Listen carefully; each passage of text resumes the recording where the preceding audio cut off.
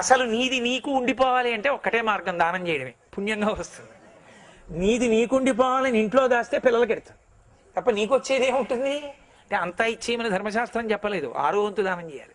మళ్ళీ ధర్మం తప్పినట్టు అంతా ఇచ్చేస్తే అలా ఇవ్వకూడదు, పిల్లలకి ఇవ్వాలి.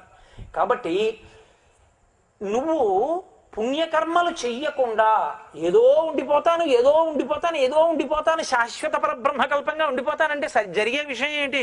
పక్కింట్లో దొంగలు పడితే నీ ఇంటి తలుపులు 2 బాటలు తాళాలు వేసావు.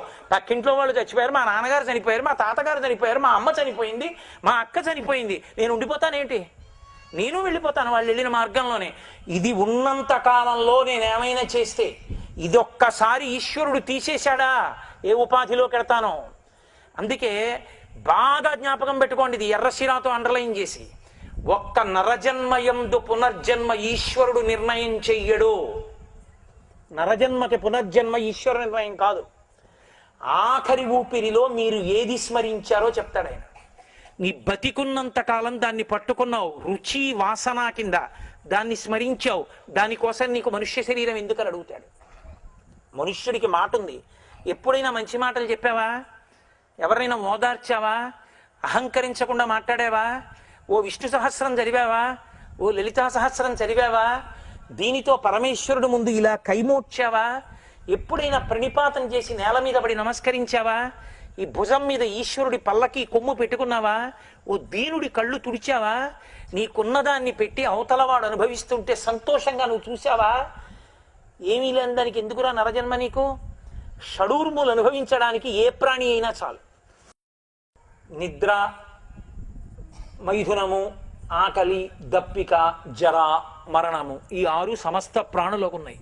కాబట్టి ఆ షడూర్ములు అనుభవించడానికి ఏ ప్రాణి చాలదరా? వెళ్ళి ఇంకో తిరియక్కులోకి అంటాడు. తిరియక్కులోకి పోతాడు. మళ్ళీ కొన్ని కోట్ల జన్మలు ఎత్తితే కానీ మనుష్య జన్మ లేదు. అప్పుడు మాత్రం నీకు శాస్త్రంతో సంబంధం ఏర్పడుతుందని ఏం తెలుసు? పోనీ ఇన్నాళ్ళు ఉంటానని తెలుసా? నిత్యమా జీవితము నీటిపై బుగ్గ.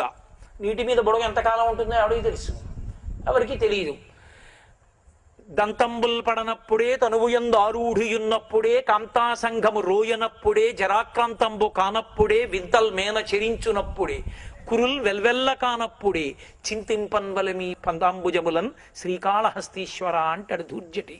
జుట్టు తెల్లబడిపోకముందు, అందరూ అసహ్యించుకోకముందు, పళ్ళు ఊడిపోకముందు నీకు ఒంట్లో జవసత్వాలుండగా ఈశ్వరుడు గురించి స్తోత్రం చెయ్యాలి. అప్పుడు ఈశ్వర సేవ చెయ్యాలి. లేని నాడు నువ్వేం చేస్తావు? వయసుడిగిపోయిన తర్వాత ఆచమనం చేయడానికి చెయ్యునికి పోతుంది. ఈ చేతిలో నీళ్లు వేసుకోలేవు, వేసుకున్న నీళ్లు కంటికి కనపడవు. నోటిదాకా చెయ్యి వస్తుందో తెలియదు, రాదో తెలియదు.